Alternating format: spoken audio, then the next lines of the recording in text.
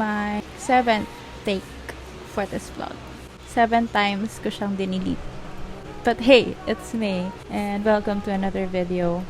For this video, we will be trying to finish the book that I am currently in love with, 100 Years of Solitude by Gabriel Garcia Marquez. I am halfway through. We have 417 pages of this book. This is about the mythical village or town of Macondo, following the story of the Buendia family. I guess we have 6 to 7 generations of the Buendia family, and it talks about all critical issues, big issues and topics, complex, complicated, whatever topics that we have in real life. It talks about sex, incest, infidelity, which is super cringy. It talks about politics. It talks about a lot of things that is relative to real life, and I think one of the reasons why people love this, kasi despite of the age na ng novel, it's evergreen. It's relative to any generation. It's relative to any point of life, kasi it's about innovation, it's about acceptance, it's about everything in life. So this is a very rich book, very insightful book to have or to read. So I recommend this to everybody. If you are open to classics, magical realism about life and family and relationships in general, this is a very good book. So we will try to finish this in this video, in this vlog. I'm just not sure how many days or how many years this vlog will take kasi nga super busy, but ito lang muna yung target natin for this video. And also, I would like to share the books that I have read in the past month, in February. I mentioned in my previous vlog that I finished only one book in February, but that's inaccurate. I finished 4 books when I checked Notion and Goodreads. Apparently, I finished 4 books, and one of those books is A Man Called Ova. This is one of the book picks for Mood Readers Club for February. I rated it 5. That's my best read for February. A Man Called Ova is written by Frederick Backman. This is my second Backman book. This book confirmed that I really need to read more from Backman, and this is A Man Called Uwe. This is about a man called Uwe. Paulit-ulit ako, guys. Uwe is an elderly. He just lost his wife, and because of his age, he lost his job. Generally speaking, he felt like he lost everything and that he doesn't have any purpose anymore in life. So this book is a story on how he finds his purpose, he finds another family to love, how he finds the happiness in life despite of all the losses that he experienced in the past years. Ayun, very good read, emotional read siya for me. Another book that I finished this on audiobook, Act Your Age, Eve Brown, and I did not really like it so much. This is obviously about Eve Brown, so medyo immature siya kung iisipin. This is her story of finding her path despite her age, and I don't know, maybe hindi ko lang masyadong nagustuhan yung audiobook version, but I gave it 3 stars. Do I plan to read it again on ebook or book? I don't know. Another book that I have read on February was People We Meet on Vacation by Emily Henry. I love this book, though medyo cringy ang ating mga characters, and it felt like it's an adult to adult book or adult book kasi medyo, girl, I don't know if this is on purpose, but this book is written in the POV of the main character, our girl, pangalan niya, Poppy. I don't know, being in her mind, di ko alam kung green-minded lang ako, but most of the time, she's basically fantasizing about her best friend. And but that is the plot though. They're in love with each other, but they don't want to ruin their friendship. Kaya, hindi nila pinapasok yung ganong next level of the relationship. Pang teen, medyo pang young adult. Although, yun nga, yung na-mention ko, yung POV ng ating character, medyo green siya. And mapapaisip ka ng green. Kasi, there are terms that are kind of inappropriate appropriate if inappropriate ba or medyo mahigpit lang akong tita. But of course, tinapos ko siya. Ayoko na mag-DNF ng books as much as possible. I gave it 3. And the last book, this is the first book pala na I have read in February, but I gave it 2 stars. One Last Stop by Casey McQuiston.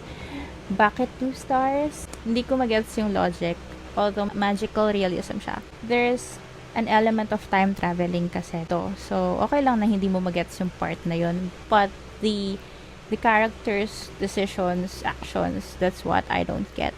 This is a story of August. She is kind of new in New York. So, may mga, ewan ko, ako lang, masyado ba akong may trust issues or something? But, she's new to New York and she enrolled to a university. So, sa start pa lang, lahat ng nangyayari sa ating main character, convenient sa kanya, which is good. Mala once upon a time. And then, at the middle of the story, doon niya malalaman yung challenge ng story, challenge ng life niya, yung kung ano yung climax, ayan, sunod-sunod na, which is good. Although, medyo mapapasabi ka ng, oh, talaga ba? O, ako lang ba? Ewan ko. So, I gave it 2 stars. I don't want to talk about it anymore. So, those are the books that I finished, that I read in February. On March, I have a TBR list. Meron ba? Pinost ko ba? But for this vlog, this will be dedicated to 100 Years of Solitude. Sana matapos na natin to, bes. And medyo lumuluma ng itsura niya, bes. Kasi ang tagal ko na siyang binabasa. I am challenging myself to finish at least 50 pages each day. So, ginagawa ko pa rin siya hanggang ngayon. Today, I will finish ito pa, kakapal. Ito. And that's it for now. See you again whenever.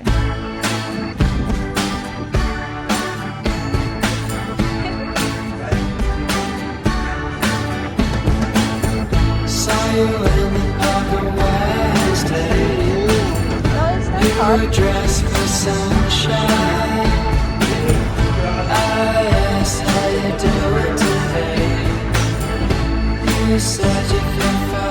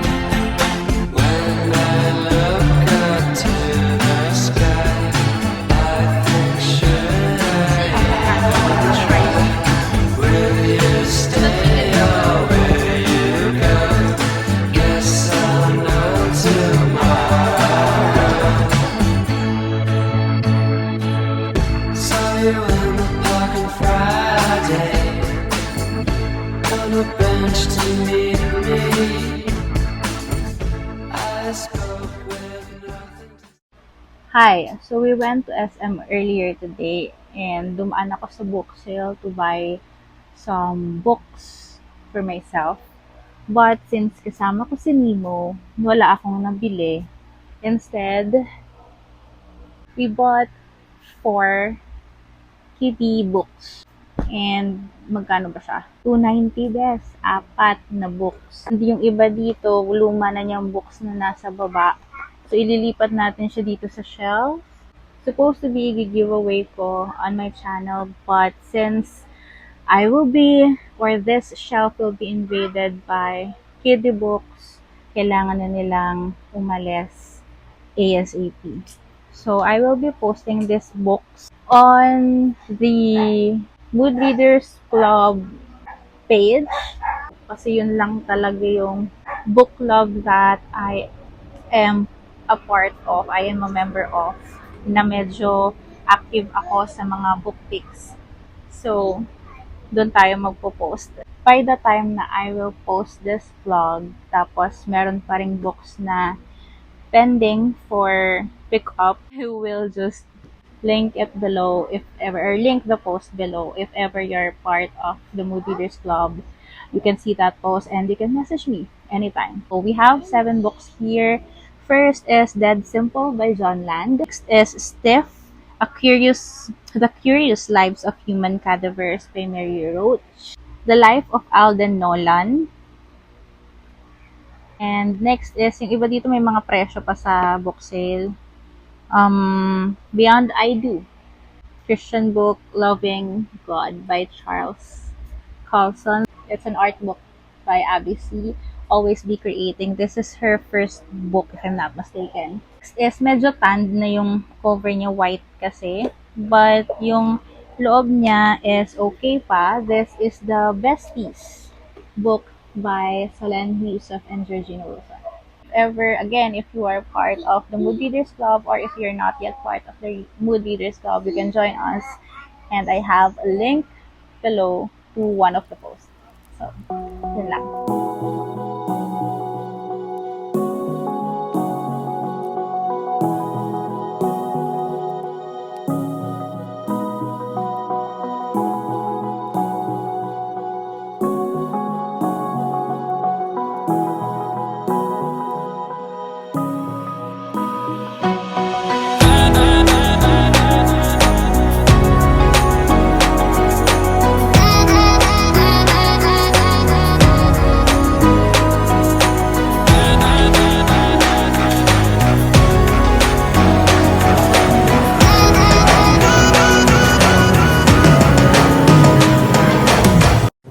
Hi! Quick update. We're 70% through of the book. I'm on page, 290 of 100 Years of Solitude. And ganito pa kakapal yung natitira. To be honest, I am finding it quite boring na patagal ng patagal. Kasi it's just a repeat of what happened in the past few years. So, siguro, yun talaga kasi yung depiction naman talaga ng plot. So, how or what stuff that are parang repetitive, how people do things again and again, although different approach, etc. Hindi ko ma-explain masyado, but it's a very good representation of what is really happening in real life. So, akala natin may mga pagbabago. Pero when we look at the bigger picture, ganun lang din yung nangyayari. Paulit-ulit lang. Also to show the beauty and the disgusting, ugly part of life. Yun yung essence ng 100 Years of Solitude. I was supposed to finish this weekend. It's already Sunday, Monday na tomorrow, and it will be a busy week again. So, hindi ko alam kung paano ko to gagawin. Sana I will push to finish this tonight and let you know my final thoughts about this book. So far, hindi ko siya mabibigyan ng 5. 70% lang yung, or less than 70% yung medyo na-enjoy ko. And to be very frank, may mga nasiskip na rin ako na parts na hindi na siya pumapasok sa isip ko. So, gusto ko na lang siyang matapos. I'm sorry, but honestly, ganun na yung feeling ko sa kanya. Anyway, I designed a bookmark of Gabriel Garcia Marquez. Ayan, drawing ko siya, bes. So, medyo malambot lang yung nagamit kong card na pinaprint ko. But I will be reprinting this and let me know if you're interested to have one. So, hindi ko pa alam kung ibebenta ko siya or i-giveaway ko siya. But definitely expect more bookmark designs in the future. Yun lang. So, update ko ulit kayo when I finish the book. And see you whenever. I finished it. I finished 100 Years of Solitude last night. I actually finished 2 books in the weekends. The other one is A Touch of Darkness by Scarlett St. Clair. It's a retelling of Hades and Persephone love story, something. But that's not what we are talking about in this vlog. We are talking about 100 Years of Solitude, and I finally finished it. My copy is a Harper Perennial Modern Classics edition. It's a paperback and very floppy. As you can see, there are many creases already, many folds from going back and forth within 1 month of reading. And ito na yung itsura niya.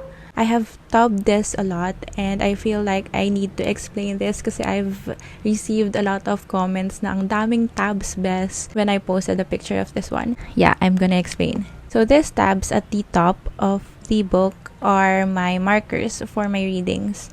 The yellow-green ones are chapters of the book and the orange ones are the 50 pages a day reading challenge. So I have a blog on that as well, which I haven't completed yet kasi ang hirap pala niya. It was a very fun experience. It was a fun challenge.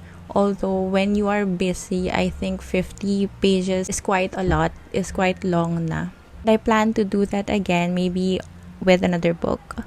The tabs, the actual tabs here are very colorful, same as the cover. Because ang dami talagang ganap. This is a very, very, very rich book. Sobrang dami mong mapupulot. Sobrang daming aha moments. Sobrang daming oo nga no moments. And these are things that are beautiful and also the things that are sad and disgusting and everything in the book.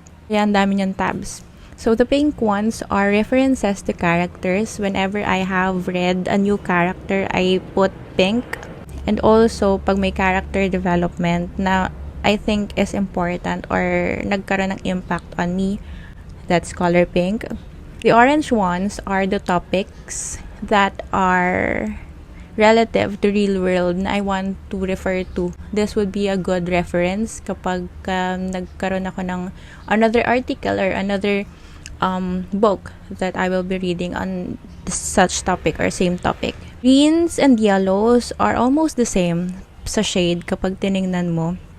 Nalilito ako sa kanila kaya pareho lang yung meaning nila sa akin. Those are quotes. Merong effect sa aking damdamin. Blue ones are quotes that I share in this blog or another vlog, another blog, another article, written article, reviews, etc. I also share some on my Goodreads updates.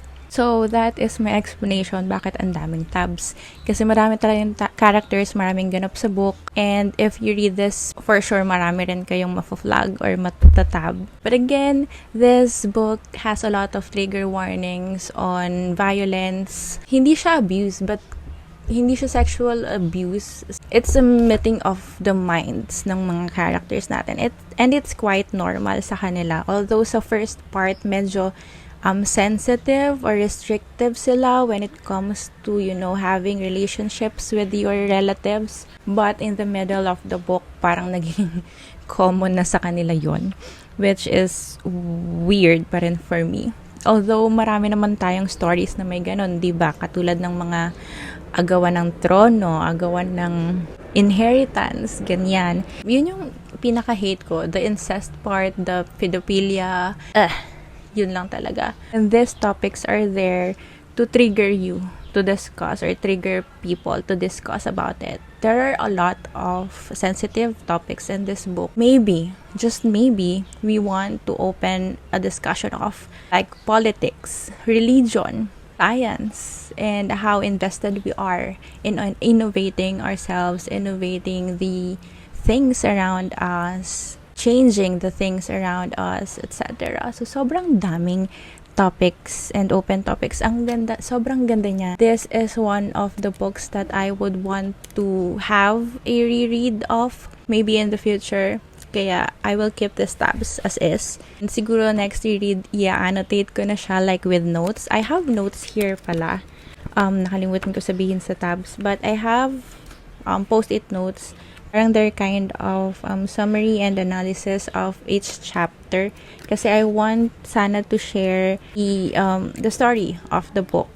Kaso sobrang haba. Nag-try akong mag-film like 2 chapters pa lang. Ang dami. Parang 15 minutes na yata. So, andyan lang sila.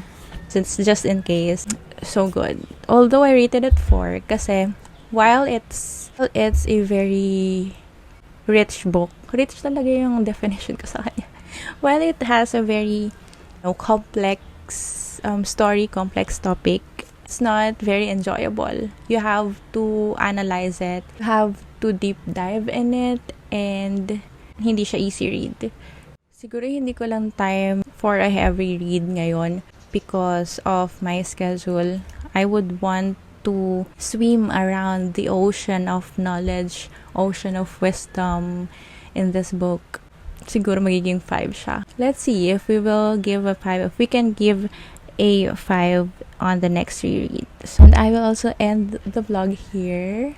Thank you so much for watching, and I hope you also read this. If you haven't yet read this book, sobrang ganda niya. And take your time reading it para, 'di ba, mag-sink in yung kung ano man yung makukuha ninyo dito. And if you have read this already, let me know your thoughts. Let's discuss. Sobrang ganda, and I know marami tayong mapag-uusapan when it comes to 100 Years of Solitude. So that's it for today, and thank you for watching. See you again on my next one.